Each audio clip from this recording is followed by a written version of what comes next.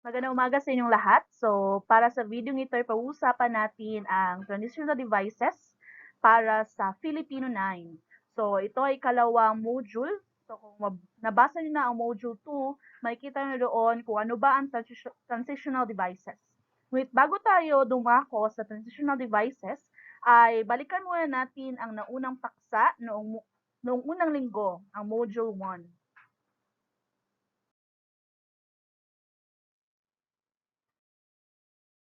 So, bilang pagbabalik-aral, so maikling kwento ay isa sa mga anyo ng panitikan. Ito ay maiksing salaysay na naglalaman ng isang kwentong may mahalagang pangyayari. So, ang maikling kwento ay binubuo ng tatlong bagay. Ito ay maaaring may 2 hanggang 5 tauhan, isa or dalawang tagpuan, at may isang suliranin. Kung ang kwento ay mapapasok natin sa tatlong criteria na yun ay matatawag nating maikling kwento. Sa kabila ng pagiging maiksi ng isang maikling kwento, maaari nitong taglayin ang lahat ng elemento ng isang kwento. Kadalasan ito ay mapupulutan ng magandang aral at nagiiwan ng panibagong karunungang isip sa mga bata. So, meron tayong tatlong elemento na maikling kwento. Ang unang elemento ay ang tauhan. Ito ay tumutukoy sa panauhin or sa gumaganap sa kwento. Ikalawa ay ang tagpuan. Ito ay tumutukoy sa kung saan naganap ang kwento, sa kapanahunan, at sa oras kung kailan ito nangyari. Pangatlo ay ang banghay. Ito ay tumutukoy sa pagkakasunod-sunod ng pangyayari sa isang kwento. Ang banghay ay maaari nating may hati or ito ay may 5 bahagi. Ang unang bahagi is ang saglit na kasaglihan. Ito ay ang panandaliang pagtatagpo ng mga tauhan sa kwento. Ito yung masayang bahagi ng kwento kung saan wala pang suliranin na nangyayari. So, hindi lahat ng maikling kwento ay may saglit na kasiglahan. May iba na diretso na sa suliranin. Ikalawang uri is ang tunggalian. So, ang tunggalian tumutukoy sa labanan sa pagitan ng magkasalungat na puwersa, maaaring tao laban sa tao laban sa kalikasan, o tao laban sa sarili. Kapag sinabing tao laban sa tao, ibig sabihin may bida at kontrabida. No? Halimbawa, yung makita natin sa mga teleserye. Nandyan si bida, meron din siyang kaaway or kontrabida. Kapag sinabi namang tao laban sa kalikasan, ito yung suliranin ng isang tao, ang kalaban niya ay ang kalikasan, bagyo, lindol, iba't ibang phenomenon, maaring kamatayan, sakit o ano paman na hindi kayang kontrolin ng isang tao. At ang pangatlo is ang tao laban sa sarili. Ibig sabihin, nag-aaway dito ang dapat gawin ng isang tao sa kung ano ang nais niya. So, yan ang tatlong tunggalian sa isang kwento. Ikatlo is kasukdulan. Dito nangyayari ang problema or dito natin masasalamin ang pinakamadulang bahagi ng kwento. So, dito naghaharap si bida at sa kontrabida. Dito nalalaman ng pangunahing tauhan ang kanyang suliranin. Ikaapat is kakalasan. Ito ay tumutukoy sa parte kung saan unti-unting naayos ang problema. Ibig sabihin na bibigyan niya ng solusyon ang kanyang problemang kinakaharap. At pangatlo ay ang wakas. Ito ay tumutukoy kung paano nagwakas o natapos ang kwento. Naging maganda ba ang daloy ng kwento sa kanyang nabuong solusyon? O ito ay nagkagulo lamang? So, dyan natin makikita sa wakas kung ano ang naging resulta ng kanyang solusyong ginawa.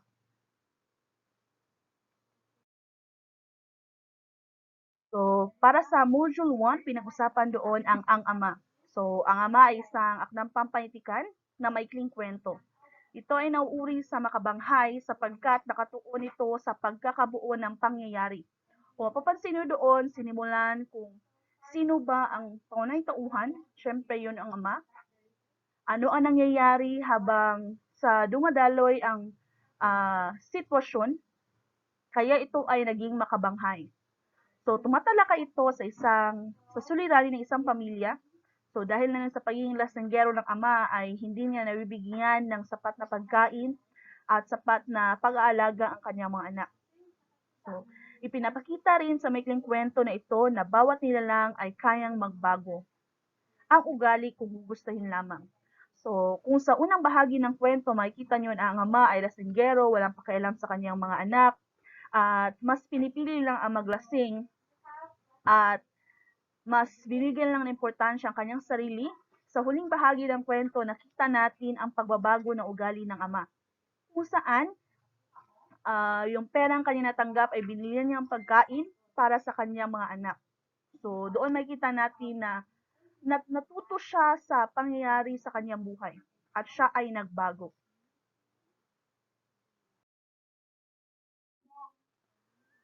So, para naman sa paksa sa Module 2 ng Filipino 9, pag-usapan natin ang pangatnig at transitional devices.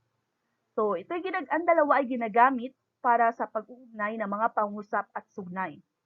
Kapag sinabing pangatnig, ito ay tawag sa salitang nag-uugnay sa dalawang salita, parirala o sugnay. Transitional devices naman ang tawag sa mga kataga na nag-uugnay sa pagsusunod-sunod ng pangyayari, sa naratibo o sa paglilista ng mga ideya, pangyayari at iba pa sa paglalahad. Simulan natin sa pangatnig. So, kadalasan sa mga pangatnig na ginagamit natin ngayon sa pangusap, ang pinakauna dyan ay ang pangatnig na subalit. So, ginagamit lamang natin ang subalit kung nagsisimula o ang unang pangungusap ay gumagamit ng datapwat at ngunit. So, ibig sabihin, kung sa unang pangungusap may ginamit ang pangatnig na datapwat at ngunit, maaari natin gamitin ang subalit na pangatnig sa ikalawang pangungusap. Halimbawa, datapwat matalino siya, wala naman siyang kaibigan. Marahil mas pinapahalagahan niya ang pag-aaral, subalit nakakalungkot ang mag-isa. So, kung napapansin nyo sa unang pangungusap, dito, unang pangungusap pinapakita na dito ang datapwat. Kaya naman, sa ikalawang pangungusap, ginamit natin ang subalit. So, kung makikita ninyo, ang subalit ay ginamit para ipakita ang magkaibang bagay. Positive, yung pinapahalagahan niya ang pag-aaral, but on the other side, ang negative side niya is nakakalungkot ang mag-isa. So, ikalawang pangatnig, ito ay samantala at saka. So, ginagamit ang samantala at saka bilang pantuwang. Ibig sabihin, tumutulong siya upang maintindihan mo ang pangusap. So, halimbawa, siya ay maganda, saka mapagbigay pa. Ibig sabihin, hindi lamang siya maganda, mapagbigay pa. Ikalawang halimbawa, abala ang lahat sa paglilinis samantalang ikaw ay walang ginagawa. So, the same, ito ay tumutulong or ginamit siya bilang pantuwang sa isang pangusap para sabihin kung paano siya ginamit.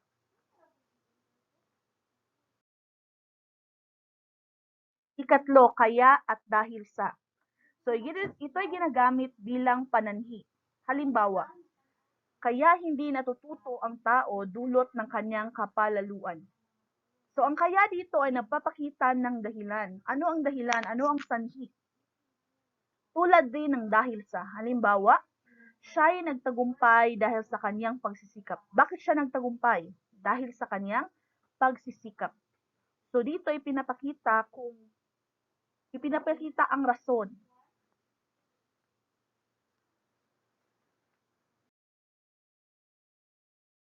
So, pumunta tayo sa transitional devices.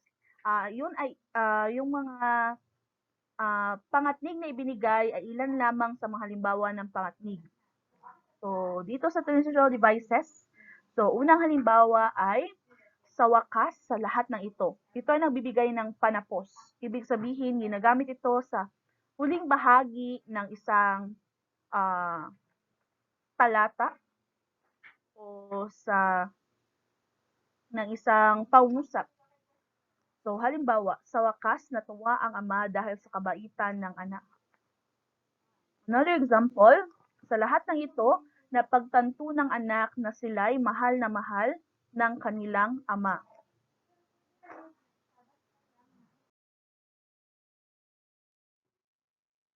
Dalawang halimbawa, kung gayon, ito ay nagpapakita ng panlinaw. Nililinaw niya kung ano ang sinabi sa unang pahayag ng pangusap.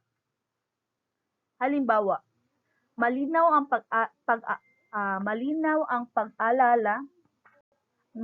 paalala ng ina sa kanya.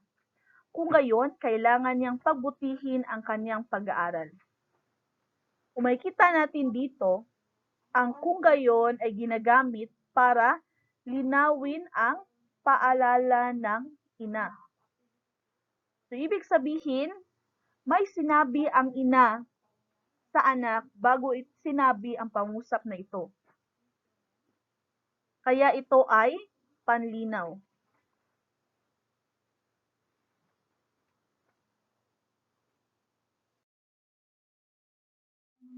So, kung kanina sinabi natin na iba't ibang uri ng pangatnig, ngayon naman ay pag-usapan natin pinag-usapan natin ang mga pangatnig. Pag-usapan naman natin ngayon ang uri ng pangatnig. So, ganina, sinabi ko na mga panhi, pantuwang, pamukod, at iba pa. So, ang pinakaunang uri ng pangatnig ay ang pantuwang. Pinag-uugnay ang magkakasing halaga o magkasing pantay na kaisipan. So, halimbawa, ang pagluha ng ama, saka ang paghingi ng patawad ay palatandaan ng pagsisisi nito. So, kung makikita niyo dito, iniugnay niya ang dalawang magkatulad na kaisipan, ang pagluha ng ama at ang paghingi ng tawad. Ang dalawang ito daw ay tumutukoy sa or palatandaan ng pagsisisi ng ama sa kwento. So, kaya ginagamit natin dito ang pantuwang na saka. So, ikalawang uri ng pangatnig is ang pamukod. May ibig itangi sa dalawa o ilang bagay at kaisipan. So, halimbawa, ikaw o ang iyong mga anak ang magdurusa kung may bisyo ang ama sa tahanan. So, ginamit dito ang o berang pamukod sapagat itinatangi nito ang ikaw at ang iyong mga anak. So, parang ikaw ay pinapapili na kung may bisyo daw ang ama ng tahanan, pwedeng ikaw o ang iyong anak ang siyang mahihirapan o magdudusa sa huli. So, yan ang pamukod. Para kang pinapapili.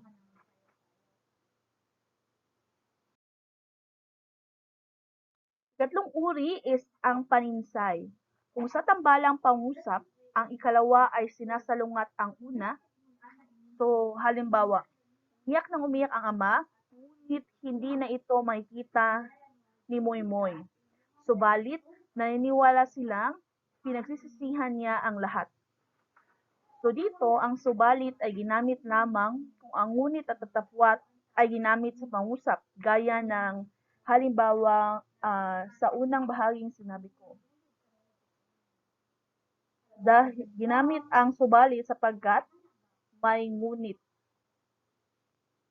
So, kapag ginamit ang subalit, ngunit at tatapwat sa isang pangusap, ito ay nagpapahulugan ng tambalang pangusap kung saan sinasalungat ng una ang pangalawa. So, asa man ang salungatan? So, nandito sa umiyak na umiyak ang ama.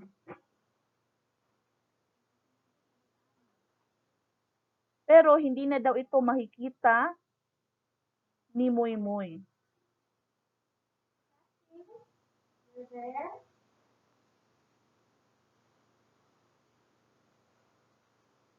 Subalit, naniniwala silang pagsisisihan niya ang lahat. Sino ang tinutukoy ng niya? Siyempre, ito'y tumutukoy sa ang ama. So, ikalawang uri ng pangatnig is ang panumbalik. Ito ay nagsasaad ng pag-aalinlangan. So, kapag sinabing pag-aalinlangan, so, hindi sigurado. So, halimbawa, walang kasalanang di mapapatawad ang Diyos kung ang nagkasala ay nagsisisi. So, dito, sinabing wala daw kasalanan hindi mapapatawad ang Diyos. Ngunit, kailangan may pagsisisi. So, ibig sabihin, kung ikaw ay hindi nagsisi, ngunit humingi ka ng tawad, pwedeng hindi ka patawarin ng Diyos sapagkat hindi mo pinagsisisihan ang iyong ginawa. So, kaya ito ay nagsasaad ng pag-aalinlangan, hindi pa sure kung patatawarin ka.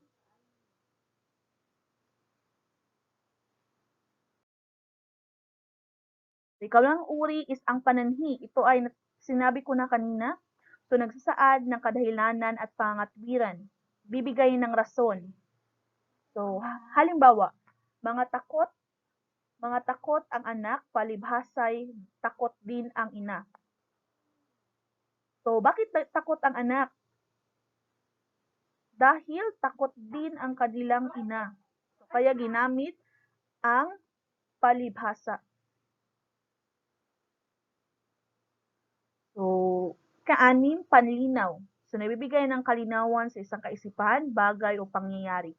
Halimbawa, hindi na niya gagastusin ang pera sa alak, kaya naniniwala silang tanda na ito ng kanyang pagbabago. So, ang pahayag na nagsasabi hindi na niya gagastusin ang pera sa alak ay pinatunayan pa ng pahayag na palatandaan ito ng kanyang pagbabago na hindi na siya magiging lasinggero. So, ibig sabihin, binibigyang linaw ang unang pahayag, hindi na niya gagastusin ang pera sa alak. Pampito is ang panapos. So, ito yung transitional devices na sa wakas sa lahat ng ito. So, halimbawa, sa wakas, kinakitaan din ng pagbabago ang ama.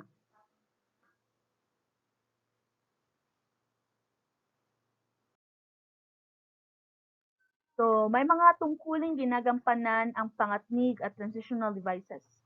Una, ito ay naghuhudyat na o nagsisenyas ng pagkakasunod-sunod ng pangyayari o gawain. Maaari itong gumamit ng mga pahayag na sumunod, pagkatapos, una, saka at pati. Halimbawa, unang dumating ang mga binata.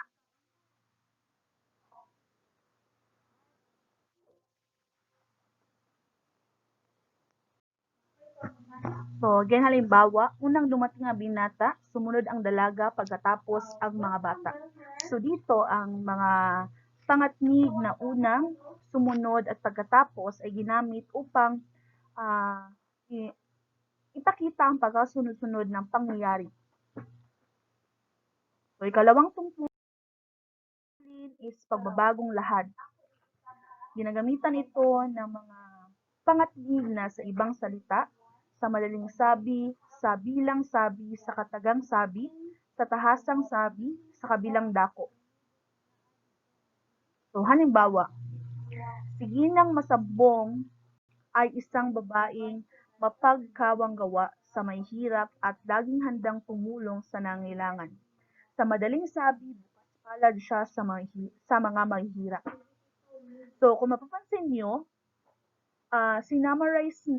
sinamarize na ikalawang pangungusap ang unang pangungusap. So, paano niya nasasabi na siya ay bukas palad sa mahihirap? Dahil sa unang pangusap na siya ay babaeng mapagkawang gawa sa mahirap at laging handang tumulong sa nangangailangan. Kung wala ang unang pahayag na ito, hindi natin masasabi na bukas palad, siginang sambong sa mga mahirap. So, ibig sabihin, ang mga katagang sa ibang salita, sa madaling sabi, sa biglang sabi, sa katagang sabi, sa tahasang sabi, at sa kabilang dako, ay nagpapakita lamang ng paglalahat.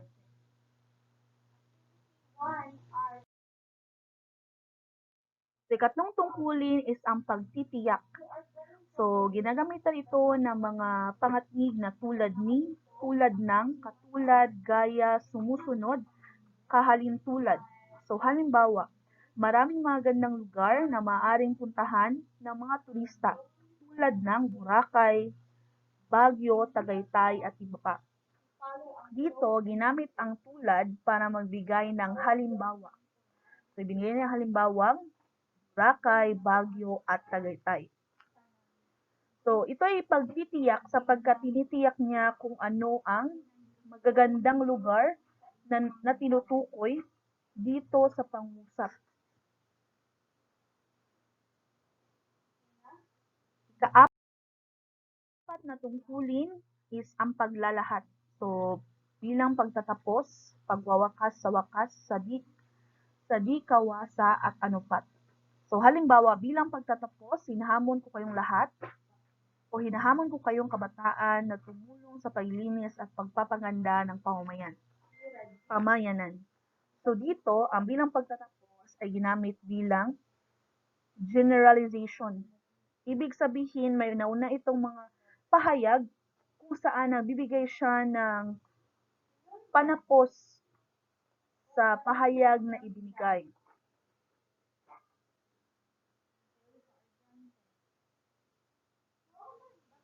Panapos.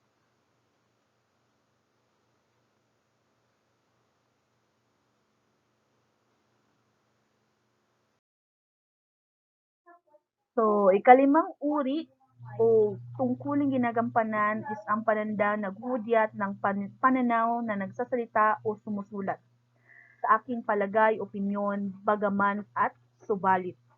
So, halimbawa, sa aking palagay, makakapasa ako sa pagsulit sapagkat nag-aral ako mabuti kagabi.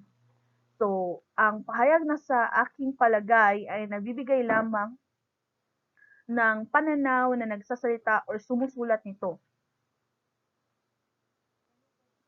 Pwede rin sa aking opinyon, makakapasa ako sa pagsulit sapagkat nag-aral ako mabuti kagabi. Ika-anim na tungkulin is pasalungat or pagsalungat. Ito ay ginagamitan ng ngunit, datapwat, subalit, samantala at iba pa. So halimbawa, umuunlad nga ang agham at teknolohiya, ngunit nawawala naman ang magandang kulturang minana natin sa ating ninuno. Pinakikita dito ang dalawang pahayag na hindi magkatulad ang opinyon. So sila ay pasalungat. So umuunlad ang teknolohiya, ngunit nawawala ang magandang kulturang minana natin sa ating ninuno. Kung isa ay umuunlad, ngunit ang isa ay nawawala. So kaya ginagamitan ito ng ngunit, datapwat, subalit at samantala para ipakita ang pagkokontrast or pagsasalungatan ng dalawang ideya. May positibong nangyari dahil umunlad ang ating agham at teknolohiya, ngunit ang negatibong nangyari naman is nawawala ang magandang kulturang minana natin sa ating mga ninuno. So ang ngunit dito ay ginamit bilang pagsalungat.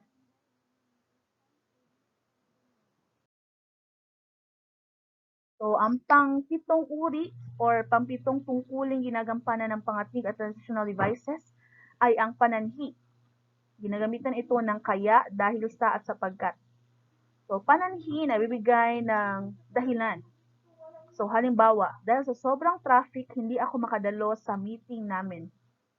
So, bakit hindi siya makadalo sa meeting? Dahil sa sobrang traffic. So, nabibigay lamang siya ng rason. So, kung meron kayong katanungan tungkol sa digital devices, pangatlig, at kung ano ang ginagampanan tungkulin ng mga ito, maaaring mag-comment sa baba o di kaya ay mag-message sa messenger or mag-text or call. Magpatuloy tayo sa denotatibo at konotatibo. So, ang denotatibo at konotatibo ay mga kahulugan ng salita. So, kapag sinabing denotatibo, ito ay tumutukoy sa literal na kahulugan ng isang salita. When you say literal, maaari makita sa diksyonaryo, maaari makita sa iba't ibang diksyonaryo, ito ay ang literal na kahulugan ng isang salita. Halimbawa, halige, ito ay maaaring isang poste ng bahay o gusali. Ilaw, ito ay maaaring liwanag. Rosas, ito ay isang uri ng bulaklak. Yan ang denotatibo, nagbibigay sa literal na kahulugan ng salita.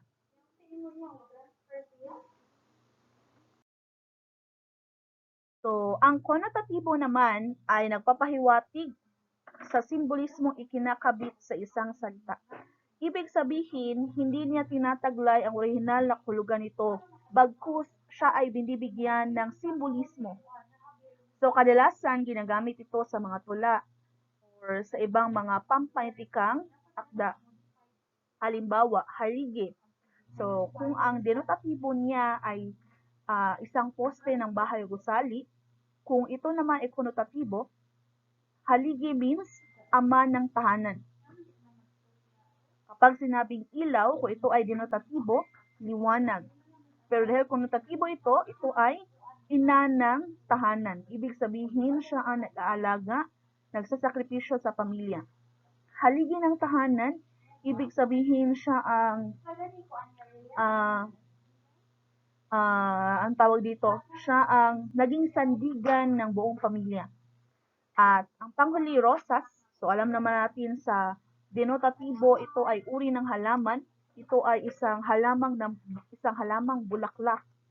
Ngunit sa konotatibo, ito ay nagpapakita ng kagandahan. Bakit kagandahan? Sapagkat ang rosas ay kulay pula. Ito ay maganda.